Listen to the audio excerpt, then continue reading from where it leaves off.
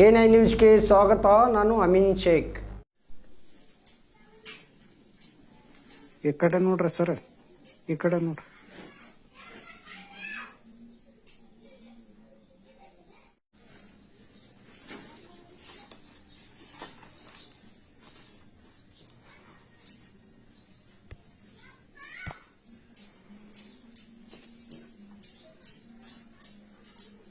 ಬಗ್ಗದೆ ಅದನ್ನೇನಾಗತ್ತಂದ್ರೆ ನಾನು ನೇರವಾಗಿ ಬರ್ಬೇಕು, ನಿಮ್ಮ ಹೆಬ್ಬಟ್ಟು ಇಡಬೇಕು, ನನಗೆ ನೇರವಾಗಿ ಕ್ಯಾಂಡಿಡೇಟ್ ಬೇಕು, ಆ ಕ್ಯಾಂಡಿಡೇಟ್ಗೆ ಅಷ್ಟೇ ದುಡ್ಡು ಕೊಡ್ತೀನಿ ಅನ್ನೋ ಮಾತನ್ನು ಹೇಳಿದರು.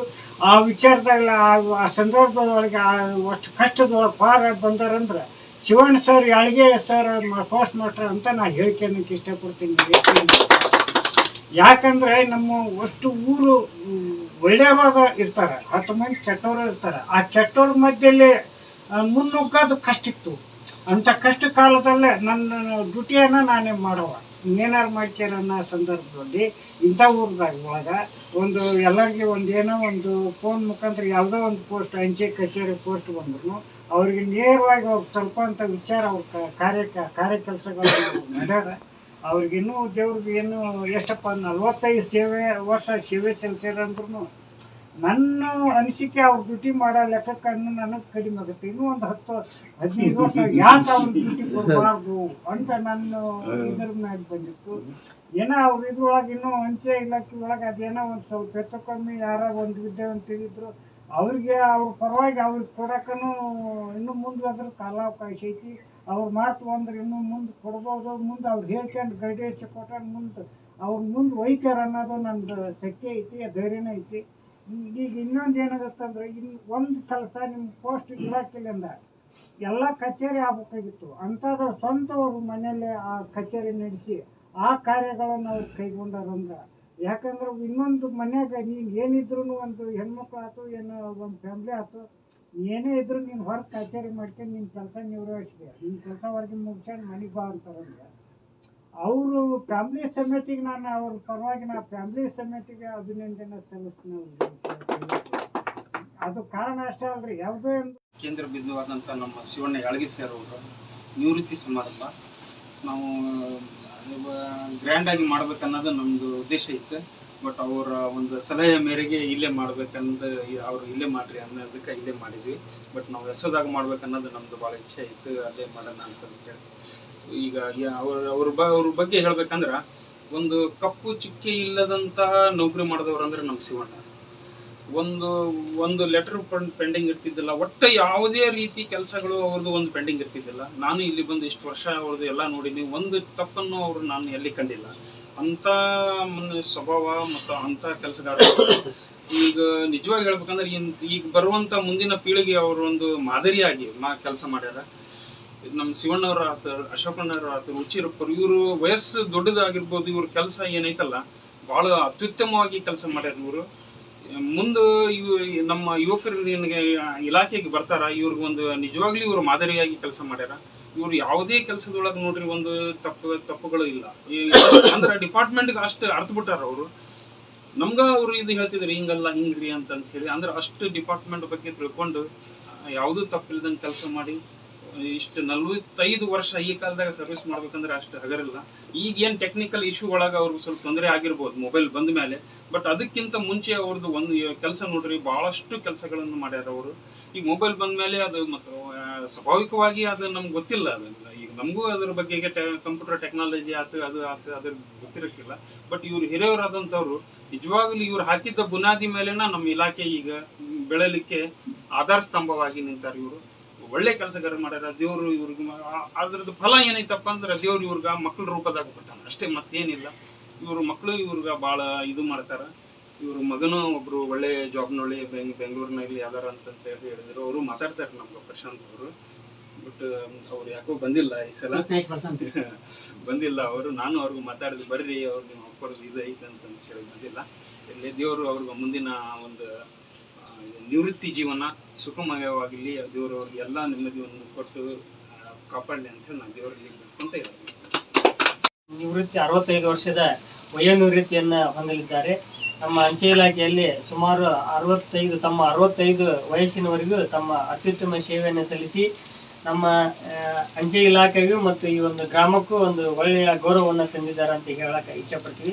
ಯಾಕಂದ್ರೆ ಅವರು ಒಳ್ಳೆ ರೀತಿ ನಮ್ಮ ಡಿಪಾರ್ಟ್ಮೆಂಟ್ಗಾಯ್ತು ಇಲ್ಲಿ ಒಂದು ಜನರಿಗಾಯ್ತು ಒಳ್ಳೆ ರೀತಿ ಸಹಕಾರ ಕೊಟ್ಟು ಒಂದು ಮಗುವಿನ ಸ್ವಭಾವದಂಥ ವ್ಯಕ್ತಿಗಳು ಅವರು. ಯಾಕಂದ್ರೆ ಜಾಸ್ತಿ ಯಾರ ಕೂಡ ಜಗಳ, ಆಮೇಲೆ ಒರಟು ಸ್ವಭಾವ, ಆಮೇಲೆ ಜಾಸ್ತಿ ಉದ್ಯೋಗಕ್ಕೊಳಗಾಗಿ ಸಿಟ್ಟಿನಿಂದ ಮಾತಾಡೋದು ಅಂತ ಯಾವುದಂತ ಸ್ವಭಾವನ ಅವ್ರ ನಾನು ಕಂಡಂತ ಅವ್ರು ಇನ್ನೂವರೆಗೆ ಯಾವುದೇ ರೀತಿ ಆ ರೀತಿ ಸ್ವಭಾವನ ಹೊಂದಿಲ್ಲ. ಜನರ ಜೊತೆ ಒಳ್ಳೆಯ ಒಂದು ಭಾವನೆ ಇಟ್ಕೊಂಡು ಯಾವುದೇ ಒಂದು ಫಂಕ್ಷನ್ ಇರಲಿ ಪೋಸ್ಟ್ ಮಾಸ್ಟರ್ ಕರ್ರಿಯಪ್ಪ ಊರಾಗ ಅನ್ನುವಂಥ ಒಂದು ವ್ಯಕ್ತಿತ್ವವನ್ನು ಬೆಳೆಸ್ಕೊಂಡು ಬಂದಂಥ ಯಾಳಗಿ ಸರ್ ಅವರು. ಈ ಒಂದು ನಮ್ಮ ಅಂಚೆಲೆಗೂ ಕೂಡ ಅವರು ಒಳ್ಳೆಯ ರೀತಿಯ ಸೇವೆಲ್ ಸಲ್ಲಿಸ್ಯಾರ. ಅದೇ ಉದ್ದೇಶದಿಂದ ನಮ್ಮ ಇವತ್ತು ಕೊಪ್ಪಳ ಅಂಚೆ ನಿರೀಕ್ಷಕರ ಕಾರ್ಯಾಲಯದಿಂದ ಮೊಹಮ್ಮದ್ ಹುಸೇನ್ ಸರ್ ಅಂತೇಳಿ ಅವರು ಈ ಒಂದು ನಿವೃತ್ತಿ ಕಾರ್ಯಕ್ರಮದಲ್ಲಿ ಭಾಗಿಯಾಗಲಿಕ್ಕೆ ನಮ್ಮ ಕೊಪ್ಪಳ ಡಿವಿಷನ್ ವತಿಯಿಂದ ಆಗಮಿಸ್ಯಾರ.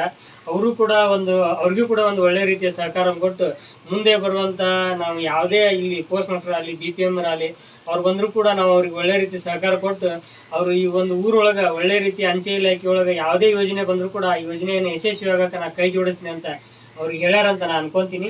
ಯಾಕಂದ್ರೆ ಈ ಹಳೆ ಪೋಸ್ಟ್ ಮಾಸ್ಟರ್ಗೆ ಇರುವಂತ ನಂಬಿಕೆ ಹೊಸದಾಗಿ ಬಂದವ್ರಿಗೆ ಇರೋದಲ್ಲ. ಒಂದು ವರ್ಷ ಬೇಕು ಇದಕ್ಕೆ ಟೈಮಿಂಗ್ ಬೇಕಂದ್ರೆ ಜನರ ಜೊತೆ ಹೊಂದಾಡ್ಕೊಳಕ. ಅದಕ್ಕೆ ಹಳೆ ಪೋಸ್ಟ್ ಮಾಸ್ಟರ್ ಏನ್ ಹೇಳ್ತಾರ ಅದನ್ನ ಜನರು ಕೇಳುವಂತ ಸ್ಥಿತಿಯಲ್ಲಿ ಇರ್ತಾರ. ಅದಕ್ಕೆ ದಯವಿಟ್ಟು ನಮ್ಮ ಯಾಳಗಿ ಸರ್ ಅವರು ಈ ಒಂದು ನಮ್ಮ ಮುಂದೆ ಬರುವಂತ ಯಾವುದೇ ಯೋಜನೆ ಇದ್ರೂ ಕೂಡ ಅದಕ್ಕೆ ಅವ್ರು ಒಳ್ಳೆ ರೀತಿ ಸಹಕಾರ ಕೊಟ್ಟು ಆ BPM ಊರಾಗ ಕರ್ಕೊಂಡು ಅಡ್ಡಾಡಿ ಅವ್ರಿಗೆ ಗೊತ್ತಾಗಲಿಲ್ಲ ಅಂದ್ರೆ ಕೂಡ ಒಂದು 50 ಅಕೌಂಟ್ ಆಗಲಿ ಅಂದ್ರೆ ಕೂಡ ಒಂದು 10 ಅಕೌಂಟ್ ಮಾಡಿಸಿ ಒಂದು ನಮ್ಮ ಅಂಚೆ ಇಲಾಖೆಯನ್ನ ಇನ್ನೂ ಹೆಚ್ಚಿನ ರೀತಿಯೊಳಗೆ ಎರೆಹಂಚಿನ ಗ್ರಾಮದೊಳಗೆ ಬೆಳೆಯುವಂತ ಸಹಕಾರವನ್ನು 45 ವರ್ಷಗಳ ಸುದೀರ್ಘವಾಗಿರ್ತಕ್ಕಂಥ ಸೇವೆಯನ್ನ ಇಲಾಖೆಗೆ ಕೊಟ್ಟಿದ್ದಾರೆ. ನಮ್ಮ ಸಹೋದರನಿಗೆ ಏನು ಅಂತಂದ್ರ ಇದನ್ನ ಬಿಟ್ಟು ಬೇರೆ ಉದ್ಯೋಗನ ಇಲ್ಲ.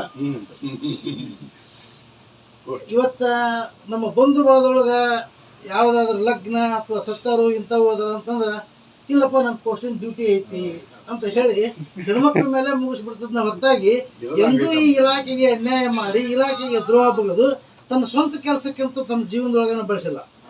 ಆಮೇಲೆ ಮುಖ್ಯವಾಗಿರ್ತಕ್ಕಂಥದ್ದು ಏನು ಅಂದ್ರೆ ಅದು ಹುಟ್ಟಿದಾಗಲೇ ಹೂವಿನ ಕಾಶಿ ಅಂತಾರಲ್ಲ, ಮೊದಲು ಮಳ್ಳಿಗೇರಿಯೊಳಗೆ ನಮ್ಮ ಚಿಕ್ಕಪ್ಪ ಡ್ಯೂಟಿ ಮಾಡ್ತಿದ್ರು. ಅವಾಗ ಅವರು ಸಹಿತ ಪೋಸ್ಟ್ ಮಾಡ್ತಿದ್ರು. ಹೆಚ್ಚು ಆ ಪೋಸ್ಟ್ ಮಾಡ್ತಿದ್ರು ಅಂತಂದ್ರ ಅದು ಅಷ್ಟು ಇತ್ತ ನಿಭಾಯಿಸಿದ್ರು ಚಿಕ್ಕ ವಯಸ್ಸಿನಲ್ಲಿನ. ಹಿಂಗಾಗಿ ಅದು ಏನಾಗ್ಬಿಟ್ಟತಿ ಅಂದ್ರ ರಕ್ತಗತ ಆಗಿಬಿಟ್ಟದ ಡ್ಯೂಟಿ.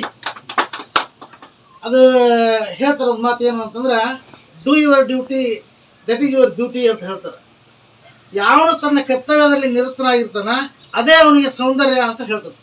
ಹಂಗ ತನ್ನನ್ನು ತಾನು ಕರ್ತವ್ಯದಲ್ಲಿನ ಆತ ಲೀನ ಆಗಿಬಿಟ್ಟಿದ್ದ. ಇವತ್ತು 45 ವರ್ಷಗಳು ಅದು ಏನು ಅಂತಂದ್ರೆ ಕೇಂದ್ರ ಸರ್ಕಾರದ ಇಲಾಖೆಯೊಳಗೆ ನೌಕರಿ ಮಾಡ್ತಕ್ಕಂಥದ್ದು ಅಂತಂದ್ರೆ ಅಷ್ಟು ಸರಳ ಅಲ್ಲ. ಇನ್ನೂ ಬೇರೆ ಬೇರೆ ಆಗಿರ್ತಕ್ಕಂಥ ಇಲಾಖೆಗಳು ಅದಾವ, ನಡಿಬೋದು. ಆದರೆ ಕೇಂದ್ರ ಸರ್ಕಾರದೊಳಗೆ ಇಷ್ಟೊಂದು ಯಾವುದೇ ಒಂದು ಕಪ್ಪು ಚುಕ್ಕೆ ಇರಲಾರ್ದು ಹಗಲು ಇರಳು ತನ್ನ ಜೀವನವನ್ನು ಅದಕ್ಕಾಗಿ ತೀರ್ಬಿಟ್ಟನಂತ. ಅದಕ್ಕೆ ನಾನು ಕೇಳ್ತಿದ್ದೆ, ಮರೆ ನಾವು ನಿವೃತ್ತಿಯಾಗಿ ಇಷ್ಟಿದ್ವಿ ಯಾವಾಗ ಮುಗಿತೈತೆ ಮರೆ ಡ್ಯೂಟಿ ಇದು ಅಂತಿದ್ದೆ ನಾನು. ಮತ್ತೆ ಮಾಡ್ಬೇಕಲ್ಲ ಅಂತಿದ್ದ. ಅದಕ್ಕೆ ಇಲಾಖೆ ಏನು ಅಂತಂದ್ರೆ ಇಲಾಖೆ ಒಬ್ಬ ತಾಯಿ ಇದ್ದಂಗ.